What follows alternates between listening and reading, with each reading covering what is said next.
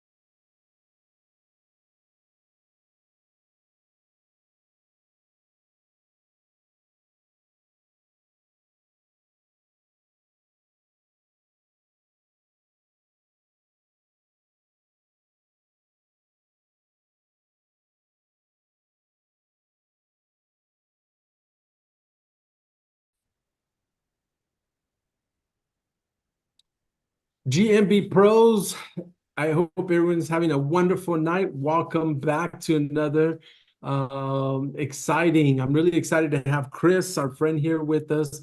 Um, Influencer marketing and affiliate programs, how to build your base, how to build your agency with that, leveraging that aspect of marketing. So I'm super excited to have Stephen with us here. Those that are catching the replay and those that are here live, I'm super excited to hear Chris. Man, how are you? How you doing? Um, Now, we were just talking before we went on live here. Chris, what time and day is it where you're at? Y- Yeah, I'm in the future. So I'm in Thailand and it's Friday, 9 a.m. I think it's Thursday for you, right? Yes, yes. So Thailand, there's a lot of friends that were meeting in the industry that were meeting in Thailand. How Hmm. did you end up in Thailand? Well, man, I came for my first conference about um 14 months ago, and then I met someone. I've been coming back on and off for the past whole year, and last Saturday tied the knot, and yeah, we're here for another few months, and then back to England. That's where you're originally from, England. England, yeah, yeah. There's just a big sort of SEO scene out in Thailand. So we've been to like the Chiang Mai conference, the SEO Mastery conference in Vietnam. It's just a part of the world that I think attracts a lot of people in this game. And obviously the weather is a lot better than England, and I'm much more productive when it's sunny. Awesome. Yeah, awesome. Now, if you can take us, Chris, a little bit on your journey, like Mm. how did you end up here? Like, we know a little bit what brought you to Thailand, but like influencer marketing, like how did you end up? That's a very unique, right? Now, I don't think I hear that a lot, affiliate programs, we hear that, but the influencer marketing, how did that come about? How did you end up like this being one of your areas of expertise? So, about 3 years ago, is I was running my uh, restaurant business full time. I'd started a sort of like a niche affiliate site, which had got some traction. It was making around $1,000 a month. There wasn't enough to sort of leave the restaurant business, but I sort of got a taste for this online world, what was possible, what not. At that point as well, I was diagnosed with type 1 diabetes, and then lockdown happened from the pandemic. And as my website was growing, and I had a bit more time to focus on the online stuff, that's when I wanted to sort of start outsourcing some of the link building elements of the website. And that's when I met my business partner who did some guest post campaigns for me. And at the same time, I was pitching journalist requests, and I'd built some awesome links to my own site. So like Forbes, Business Insider, these sort of premium creme de la creme links, which I'd been doing myself from pitching journalists. And my business partner, my now business partner at that time, had seen the backlink profile for our website, and he said like, "Wow, you've got some awesome links to your website outside of sort of guest posts and niche edits and whatnot." He said, "How did you build these links?" And I said, I was just using these PR request platforms like Herrow and Quoted. And he said, "Look, I've got some clients that are interested in this sort of link building. Is this something you think you could do for some of my clients?" So I said, "Yeah, I see why, no reason why not." So started taking a few of his clients for some small campaigns, built them some awesome links, and we noticed like a real organic demand for this done for you approach for PR request link building, because it's super time consuming. You've really got to have like a knack for it.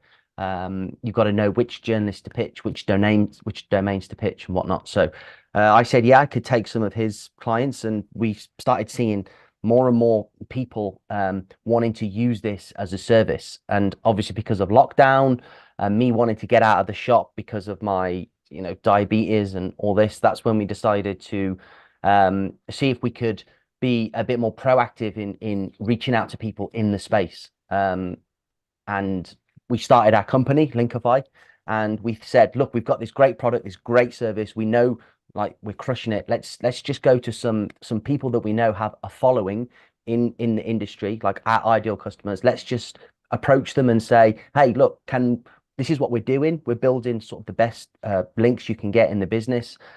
Can we do it for you just for free? We'll sort of show you what we can do. If you like what we do, maybe you want to mention it to your audience. So we did that with a couple of big influencers. They loved it. They promoted us to their audience, and we got like a massive influx of customers. And within the past 2 years, we've gone from just me and my business partner to a team of 20. And we've just basically replicated that entire process, reaching out to people that have got an audience of people that we think are good customers, doing what we do for them for free. And then if they like what we do, say, hey, promote us and use our affiliate program and earn some referral money. Man, that is awesome. That is awesome.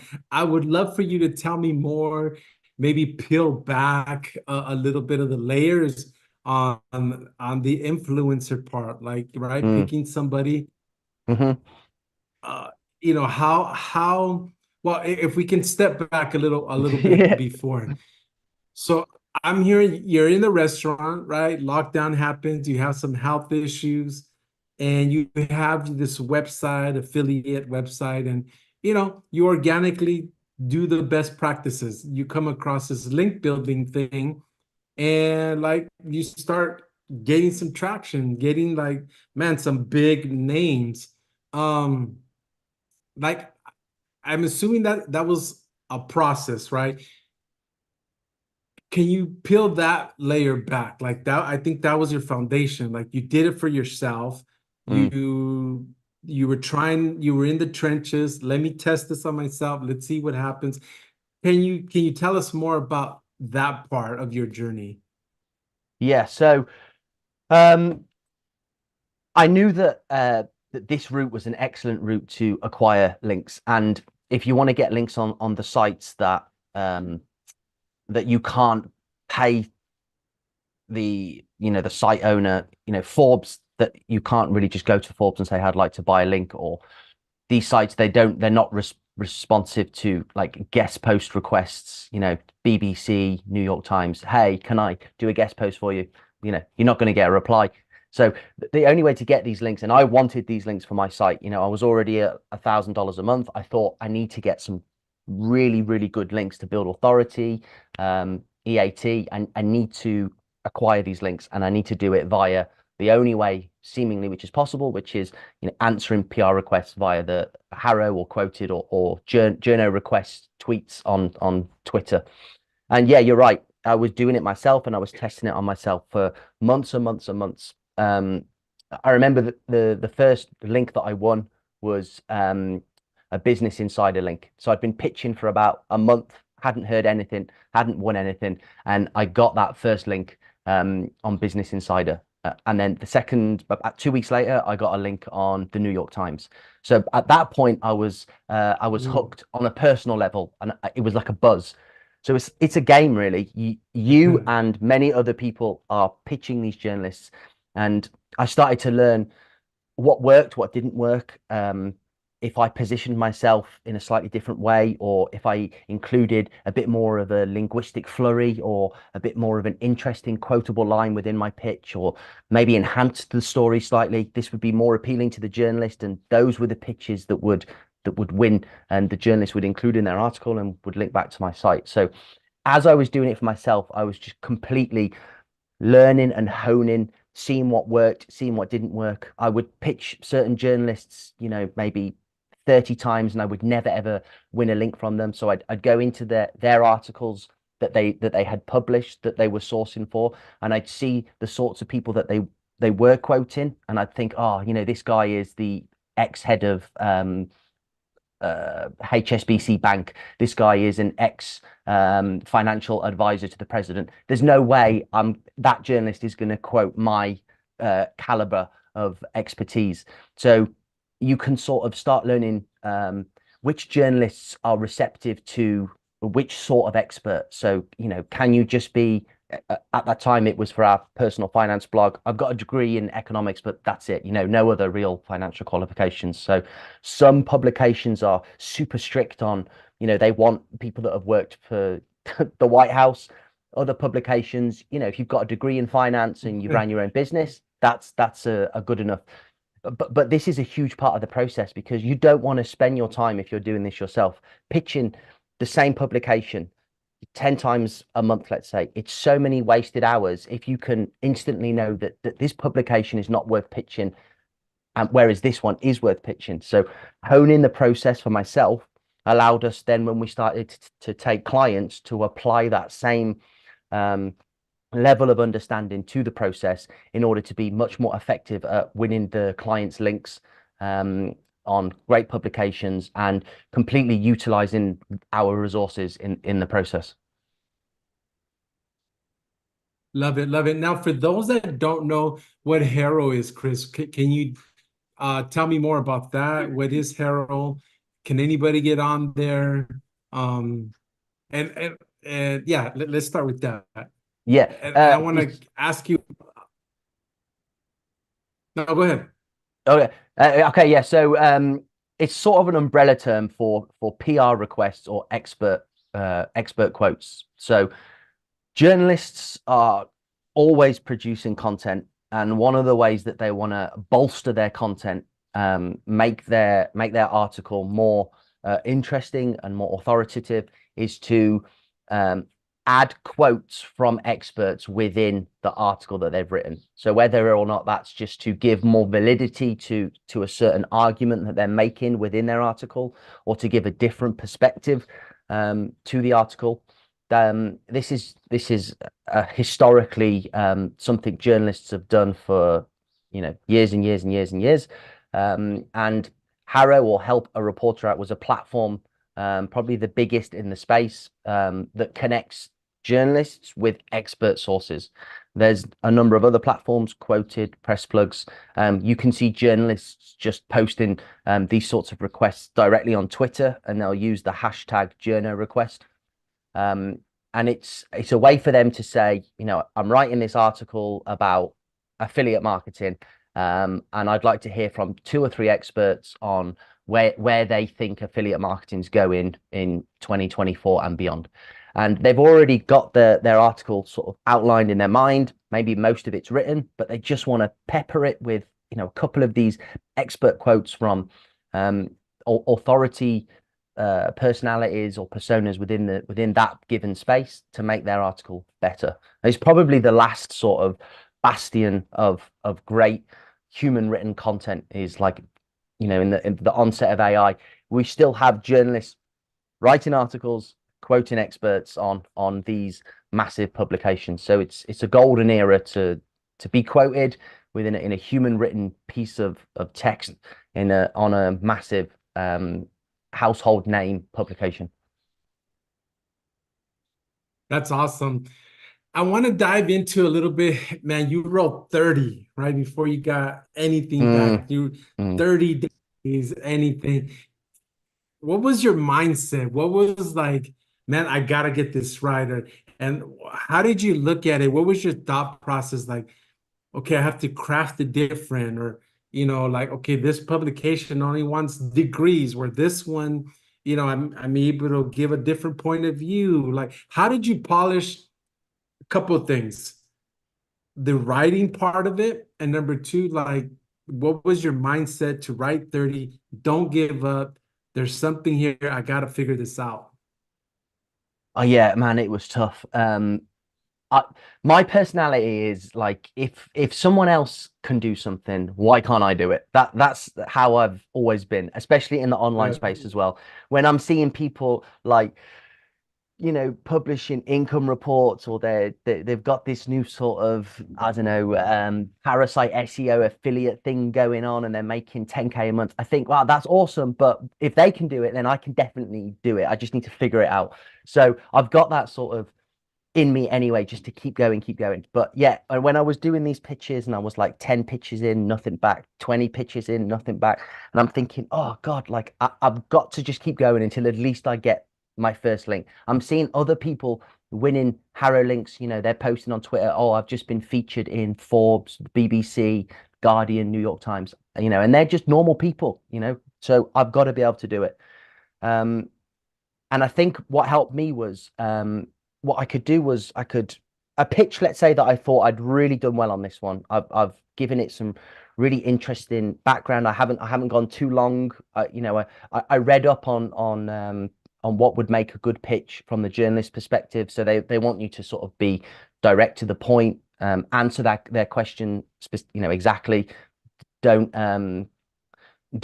veer away from the main topic. Be concise. So I knew that I was producing better and better pitches as I went on. And what I would do is I would, let's say a pitch that I thought I was a really good qualified expert for this pitch. I wrote a really good response and I heard nothing back. I would go and check that journalist's articles for the publication that they said that pitch was for. And I'd go and see who they did quote. And I'd look at the content of the what the person that they'd quoted had said. And I would always notice that they'd use a really interesting quotable line that the journalist could use, and they weren't being crazy with what they were saying. They'd answered the question. Maybe the journalist was looking for different ways that you could improve your credit score. So they weren't quoting someone that would come out and say something crazy like, oh, you can improve your credit score if you are able to get a trip to space. Like, that doesn't make sense. It's crazy. They just want to know real ways you can improve your credit score. So whether or not it's paying down existing debt on a credit card. But the quote that they would use, and therefore the reason why that particular source won the quote and the link would be because they would phrase it in an interesting way, or they'd give an interesting personable anecdote that would validate the point that they were making. So I would then apply that to my future pitches, and then eventually I won that first one. And then that was like that was the bug. I was like, I was hooked. Then I thought, oh, I've got this one. I've got to keep going. I've got to get the next one. Man, I love it. I love it. Man, you're making my wheels turn, right? So many people, one thing, like they want the silver bullet, hey, no, you gotta go in there, you gotta do it, you gotta test, you gotta look at the winners, right? I think it's the Mm, same like in SEO. mm, Um, Yesterday we talked to Forrest, like I mean, everything relates back to me to SEO and everything. Like, you just got to do it. Get in the trenches, look at the winners, see how you can adapt and continue polishing your process, right? Don't give mhm, up. Don't give mhm, up. So, mhm. Chris, you got your first client, article. You got this down. You're winning. You're winning. Somebody comes up to you like, "Hey, can you do this for me?" It was almost. Would you consider? I don't. It's like it was an accident, but it wasn't an accident because you developed. You grind, like you polished this, but you kind of like. Did you ever think when you started that, Chris, that you would be here? Like, you Mm. have your company. You said you were 21 big, right? You and your partner, and it's like, holy crap, you got this process down. Like, if you look back, like, did you ever think, like, was this ever like your goal? I mean, it's no. I mean, no. If you'd have asked me, say, 4 years ago when I was grinding in my restaurant, like in 4 years' time, will you have like an agency, going to conferences, honing your process and growing a business, an online business, completely outside of then no, I would never have expected that. But I did always have a drive and a passion to do something. And when I met my then business partner, we were actually we decided to collaborate on this on doing this process that I'd honed together for some of his clients. And we saw that as being like successful just from sort of one or two clients here and there, and then they would refer people because they were pleased with the results. So it was really nice, sort of steady income, growing like quite nicely, but nothing major. Um, so at that time, we were trying a couple of things. We started a few other sites together. And we started a newsletter. We did a few things together as a business partnership. And I think that was probably the key um, to this the success of Linkify, is that we were able to sort of test multiple things and really see which one was getting traction. And then as we saw the Linkify business, so doing this done for you, Harrow link building for other people, as we saw that as being something which was like a really good ROI on time, we were getting good results. We were delivering a product and a service that we were like super proud of. That's when we were able to double down, double down, double down, and just completely focus on that. And so at that point, that was probably 2 years ago. At that point, when we knew that this is where what we were gonna do and what we were gonna focus on, I did have a feeling then, or certainly an ambition of where I wanted it to go. Um, yeah, and it's been really, really fun as well, and that helps. That helps a lot. Awesome. Absolutely. Love it. Love it, Chris. So, Chris, you're building this like, man, we need to really make an impact, right? I got a good thing. Let's go after influencers, the Hmm. whales, the big audience. Like, how do you go about, like, okay, picking one? How do you go Mm, about, like, man, like, okay, how the approach, right? Like, it's kind of intimidating, right? It's kind of like, are they gonna listen to little old me, right? Like, whatever your thought process, like, you knew you had something, like, I know if I can deliver for these influencers with big audience. How did you even go about, what can you walk us through that frame? Like, how did you pick it, and what was the approach for them to like say, Chris, okay, let me see what you can do? Yeah. So because I'd been building my finance website, a couple of years before we even started with the Linkify business, I'd been in the trenches with my now ideal audience, if that makes sense. So I was building an affiliate finance website, and I was following people within that space. Um, and I think the best way to sort of know who it is that you want to approach is to be in it, be in that industry. So, if you're in the affiliate space or if you're in the paid ad space or whatnot, you should be, on Twitter, watching YouTube videos. You should always be learning. And just by virtue of doing that, you're going to know big names or names in the space of people that you're listening to and you're trying to learn from and you're trying to implement what they teach. And these people, you can sort of get a good sense of what size their audience is, how many followers they've got on Twitter, how many views their YouTube videos get, how many subs they've got on YouTube. So, and you tend to anyway, we tend to instinctively as humans follow the people that have like the loudest voice and the biggest audiences anyway. So my first my first piece of advice is if you're buying courses, if you're listening to podcasts regularly, such as yours, if you're on Twitter and you're constantly following someone's tweets, then just reach out to these people naturally. If you've bought their course, just send them an email and say, "Hey, I bought your course. It was awesome." If you've got a question about their course, email them. You don't have to approach them cold and say, "Oh, okay, I'm in the affiliate space," or let me find the biggest affiliate influencer and email him and say, "Can you promote my product or service?" Because it's not going to work. But if you've bought a course from someone or you like following someone, ask them a question or buy one of their small products, read it, test it out, reach out to them, ask them a question. This way you're going to create a real connection with the person. And if you then in a week or a month or a few months time think that it's a good time to reach back out to them and sort of say, "Hey, a few months ago you gave me some great advice. I bought your course. It's really good. I'd love to chat with you about something I'm working on, something I'm building," and try and start like building a relationship. And in my opinion, I think it's genuine. Like, I know some people have a problem with this, or they think, "Oh, that's a difficult thing for me to do. It's like it's disingenuous. They know I'm just after something." But in this space, it works two ways as well. Like people that we have or I reached out to in the early days, they've come back to me 2, 3 years later and they've said, "Hey, can you do something for me?"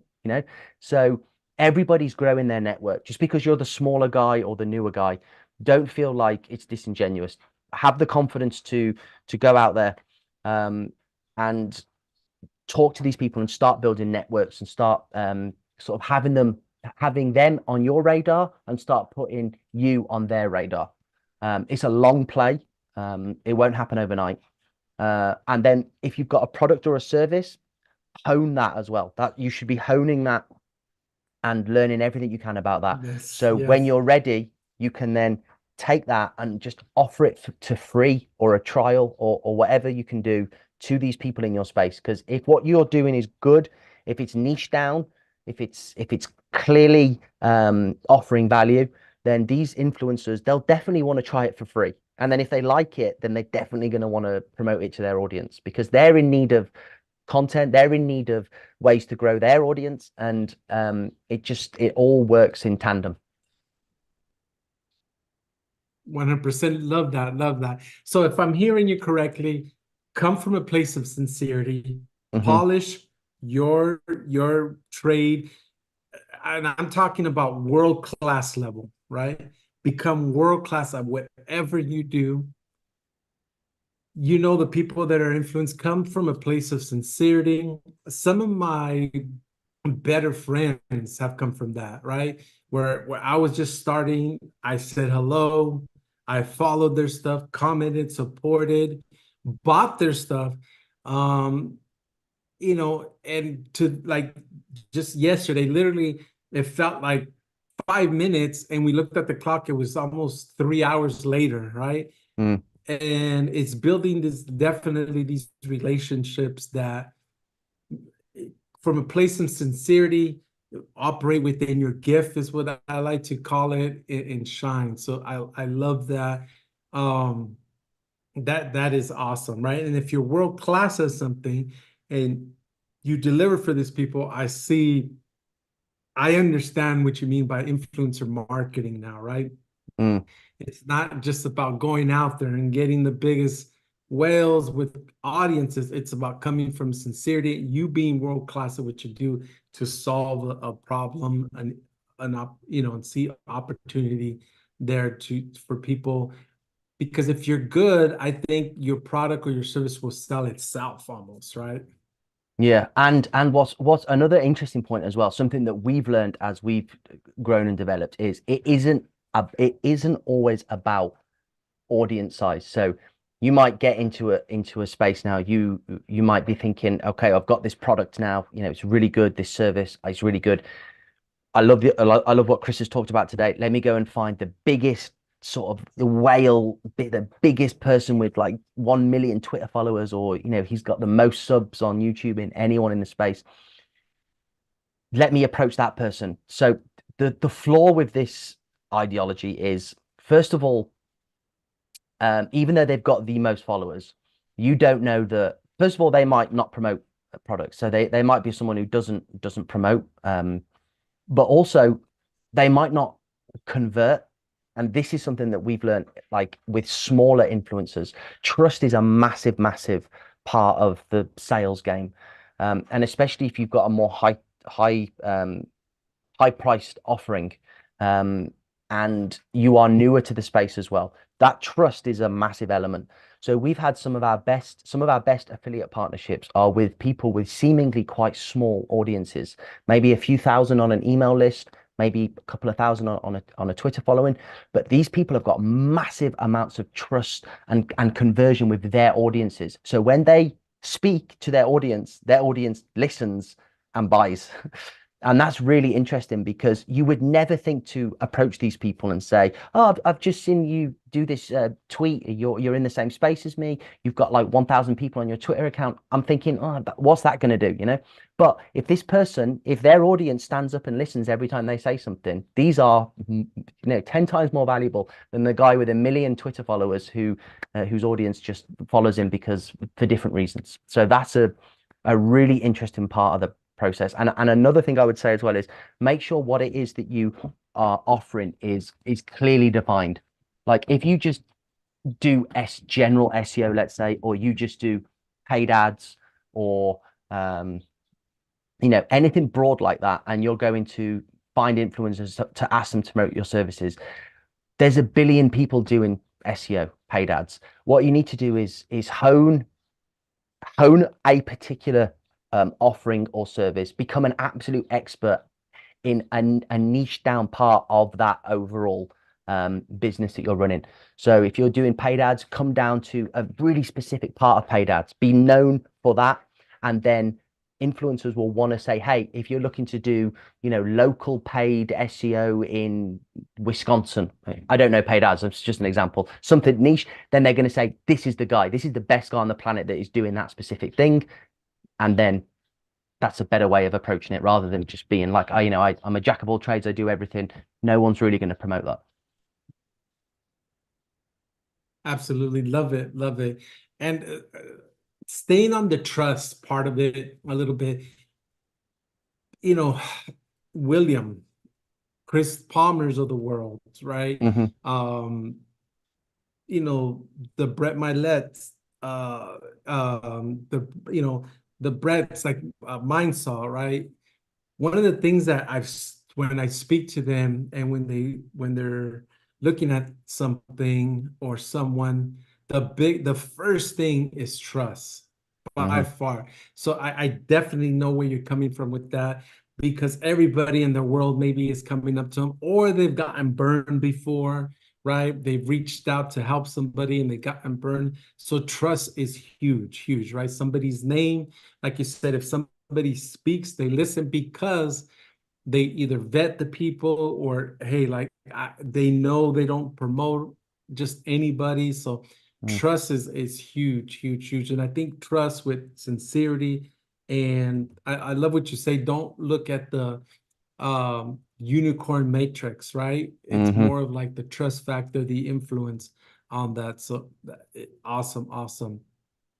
Chris, so influence influencers, what are some of like I know you talked about it a little bit. Can you share some more insight? Can you speak a little bit more about, maybe the pitfalls, some of the struggles, some of the lessons that you learned, like somebody like within a group or watching the replay, like, oh, okay, it's clicking for them. Like, can you dive a little bit more into that? Like, okay, if you're gonna do this, and let's say they're already niched down, they're world class at one thing. Uh, can you share more of a broader light? Like, okay, guys, if you got these two components, like, okay, maybe 3 steps, or these are the musts that I do with everybody. What would those first 3 steps be? Okay, yeah, that's a great question. So, the biggest pitfalls for us, at least initially, was finding a good solution to manage your affiliate program. Um, so we use Thrivecart, and it's great, but it's not without its pitfalls, and it wasn't without its learning curve as well. So it can be complicated to set up. And my advice for you would be before like full scale launching any sort of affiliate system is really, really test it within whichever tool it is you decide to use. Because you want to maintain an you want to maintain professionalism at all times, and you don't want to be in like a situation like we were in, where you set up your first affiliate offering, you onboard your first affiliate, and you've got like your cookie settings wrong, or you've got your payouts wrong, or your auto payout PayPal connections is broken, and the whole thing falls apart, and then you're having to manually fix everything. So, which is a big learning curve for us. Um, but that can be avoided just by getting the right tool. So the only one I can recommend is the one that we use, which is Thrivecart. I think you can they have like a lifetime deal. It's not cheap. I think it's maybe like $1,000 maybe, or like $700 as like a one-off payment. But if you pay that, you then have like a world-class payment platform. You can have like your sales cards, landing pages, and then you can do your affiliate offerings as well.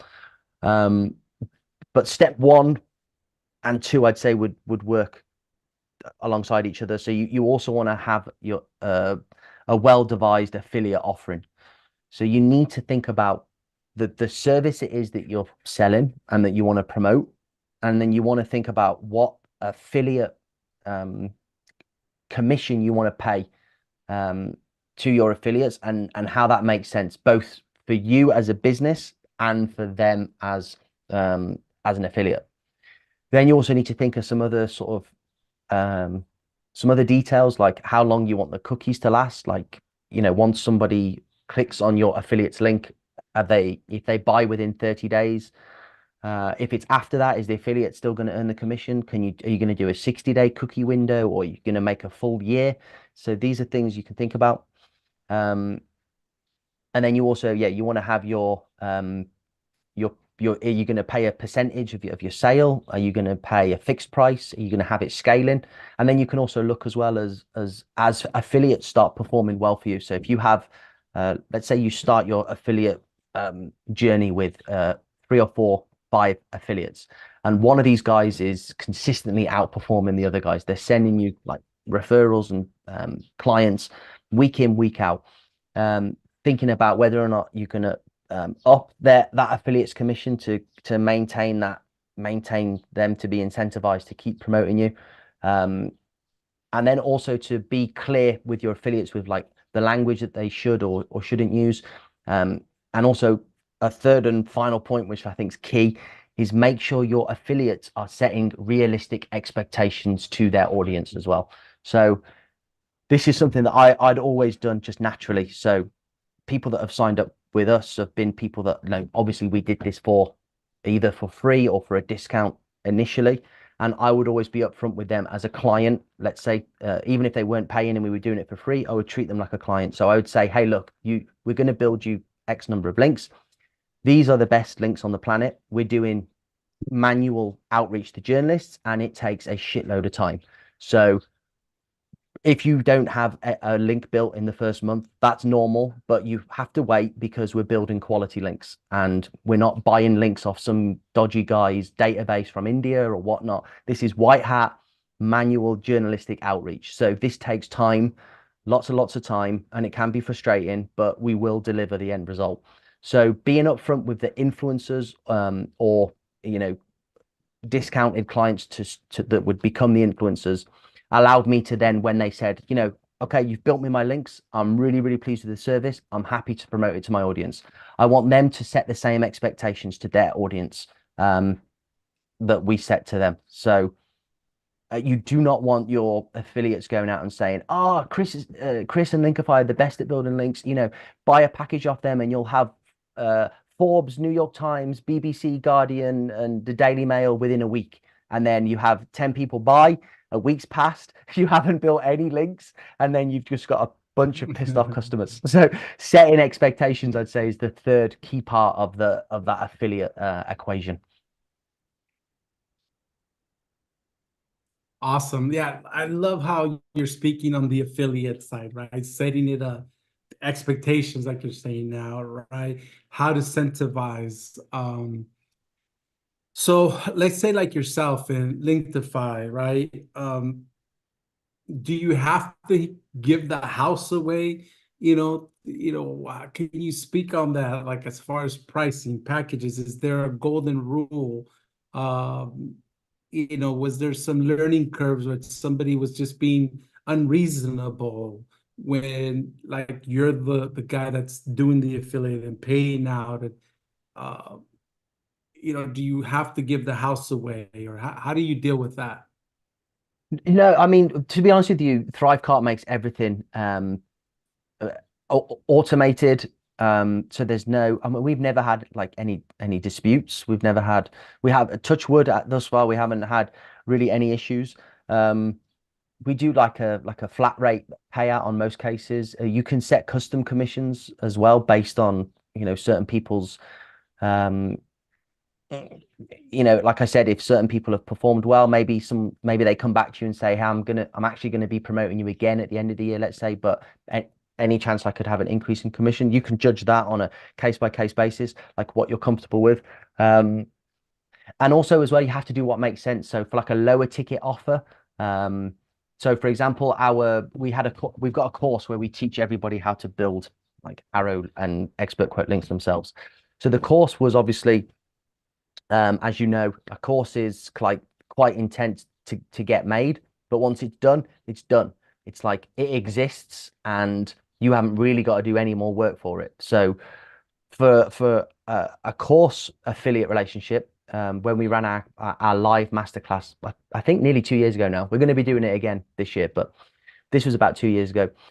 When we promoted that, we gave 50% commission to affiliates because we wanted as many people to attend the course as possible. It was more than just attending our live masterclass, and it also meant that we had a new person within our Linkify family on the email list that we could nurture. And the cost to us was the sunk time and initial cost in the course, but once that was done, it was done. So to us, 50% commission made sense. For our packages, it's not. It makes sense to us to just be like a flat rate because it is so. We have a big team. We have to send many pictures. It's a lot more labor intensive. So a 50% commission doesn't make sense for us there, but a flat rate commission does. But then also within, like I said, the software that you use will and does handle everything for you. So we have automatic payouts after 30 days. And then you can do some super interesting things as well, especially with Thrivecart. You can do what's called tier affiliate relationships. So you could actually, after a period of time, if you've built up, let's say a good network of, I don't know, 5 or 10 influencers that are part of your affiliate network and they're promoting your products and services, you can go to your existing affiliates and say, hey, if you know any other people in this space, any other influencers that you've got existing relationships with, if you refer them to us and they become an affiliate, they can earn a percentage commission of the affiliate that they referred. So that's called tier affiliates. And that's like a really powerful and interesting thing that we've had some success with via the Thrivecart platform as well. So there's loads you can do. It's super interesting. Yeah, that's like a next level, right? That's really like leveraging and next level, and I love it, love it. Chris, we're coming to our 45 minute mark here in a little bit. So I want to like polish my writing. I want to polish like, with all these tools, it's awesome to see that there's still some old-fashioned writing and creativity.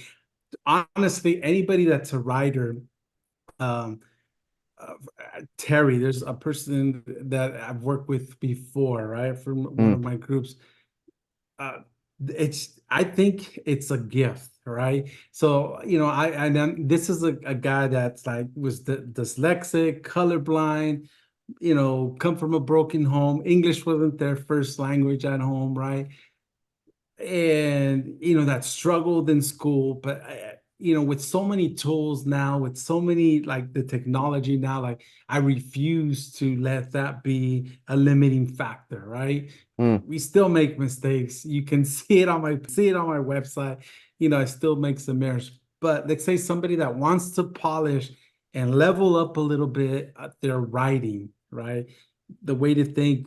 What do you suggest, or do you have tools that, let's say, your 21 team members, like, hey guys, this is a tool we use it to help you, not to replace your creativity or your point of view, to help polish. Could you give us some suggestions for somebody like, man, writing is a gift by far, but the little bit that I have, I want to polish it? Or is there a way to enhance my writing skills?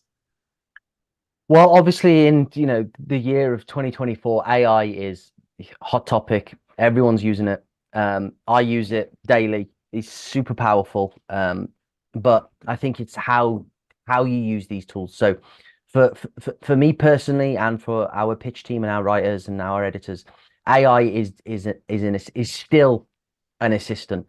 And I think even if it becomes like absolutely undetectable and it cannot be distinguished between human written content, I don't think it will never be able to inject you as a person, your tone of voice, your linguistic flurry, your interesting way of making an analogy or adding a personal experience that is completely unique to you. This ability is totally unique to every human, and I think we all have it in us, even if we don't express the vocabulary or the ability to put our thoughts together. But that is where the power of AI and creativity can come together, because you can take a bunch of ideas, a bunch of your own words, and you can put it into these models, these AI models, and just sort of ask them to maintain and keep everything, the essence of the text, but just tidy it up. Just check the grammar, check the spelling, and tidy up that block of text. And that is super powerful. And that is probably the best way that AI can be to help. But if you're just going to use it as a vanilla out of the box, ask AI to write you something, then anybody can do that. So it's never going to stand out. It's never going to be something which has got any value. But if you sit down and just maybe like put all of your thoughts together, your own interesting use of the English language, your own ideas, your analogies, your experiences, and then just get AI to tidy it up, make sure it's written well, no spelling mistakes, no grammar, no grammatical errors, and then there you will have a beautifully written piece of text that is you and from you alone. It's just been tidied up by AI. So that's my advice for writing. Man, love it, Chris. I think by far, like, love it. Love that Mm, advice, how you put that together. Your own words, your own ideas, but maybe that puzzle. doesn't come together quite as well, Mm, AI will still will make that puzzle come together while keeping your ideas, your perspective. I love it. mm. Um, great advice there. Thank you for that. Um, Chris, so any particular tool or just ChatGPT, the parts that are out there, what do you suggest? Yeah, I mean, any of the free ones, because don't forget, you're not using it to produce your content. You're using it to just tidy it up and speed it up. A great hack, something that I speak about a lot, which I think is a great way to utilize AI, is just to take your phone voice note, and just speak into your phone to voice to text voice note. If you've got to write you know a speech, or you've got to write an email, or you're working on a blog post, just speak into your phone and have absolutely no regard whatsoever for grammar, flow, pauses, ums, ahs, punctuation. Just speak into a voice note. Go, let's say you're writing an article on affiliate marketing. Affiliate marketing in this year is in my humble opinion, is one of the best ways to, and just speak, right? And you'll get a big block of text in your notes app, copy it, put it into AI and in ChatGPT or Bard, and specifically tell the AI to maintain the linguistic essence of this text, but just tidy it up. And within the 30 seconds, you've got a perfectly written piece of text, but it's you. It's come from you because it's your voice. But there's no ums, there's no Yes. r's, there's no spelling mistakes. It's correctly formatted. There's the right number of paragraphs, but it's completely you in your voice. Awesome. Love it. So now I see what you're saying. Like, I got your advice now, guys. We know what that looks like easily on your phone. Hmm. Totally understand what you mean by that. Thank you for that again, once again. Chris, how can the people watching the replay, those that are in the live, how can people support you, follow you? Do you have a YouTube channel? Do you have a Facebook group? Where can people, learn more about your program, your courses, Linkify, how can we support you? Yeah, so you can go to our website, linkify.io. I'm on Twitter. All our social handles are on the website, Twitter, YouTube, um, Facebook. Our Twitter is linkify underscore. If you want to just reach out to me on Twitter or send me an email via the website, I'd love to talk to new people, get new people in the network. I'm also speaking at the Charles Float's AI Dubai AI Mastermind this month at the end of the month. So if anyone's in this part of the world, I think there is still a couple of tickets left. That's been put on by White Press. So that's an SEO vibes event. Um, and then I think in June, I'm at the affiliate gathering conference in York in England. So if anyone's that part of the world and wants to buy me a beer, but yeah, email or Twitter, just reach out, send me a DM. I'll reply to everyone. Eh, And how are you spelling Linkify? Linkify.io. You cut out there. Say one more time. Oh, sorry. Linkify, Linkify.io. Yeah. Okay, just to make sure. Yep, I see you right on there. You Yeah. can't miss you on that YouTube video. That's it, yeah. Awesome. Great. Chris, I appreciate you. I thank you for your time. You being on the other side of the world. Like you said, it's already at this point Friday for you. I appreciate you. Thank you for the great tip, taking us through your journey and how we can improve. Now, last question. I ask it all my guests, right? Kind of keep it Okay. fun. Chris, what is a fun fact about you that nobody knows? Oh my God. I should have no what then nobody knows. Yeah, Um, a fun fact that nobody knows about Chris. oh my God. You put me on the spot now. I can't think of anything. Okay.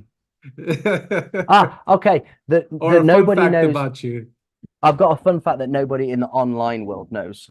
So my family obviously knows this, but no, I've Okay. never revealed this on Twitter or whatever. But when I was born, when I was a baby, I was born, my ear was like laid down like this when I was born.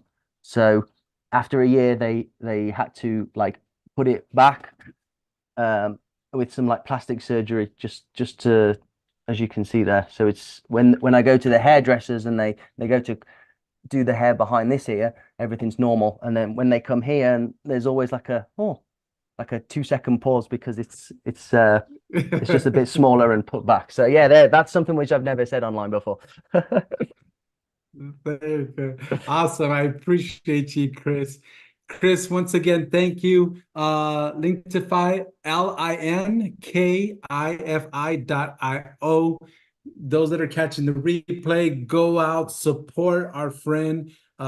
Great knowledge. If you can kind of take his journey, the hardships, what he's, pick up what he's putting down, apply it to yourself, become world class, go after people with sincerity, you being world class at what you do, uh, you know, pick people that have listened with some trust to their following. Love it, Chris. I appreciate you and thank you for your time. With that being said, much love and much success, and I'll see you on the next one, guys. Thank you, operator.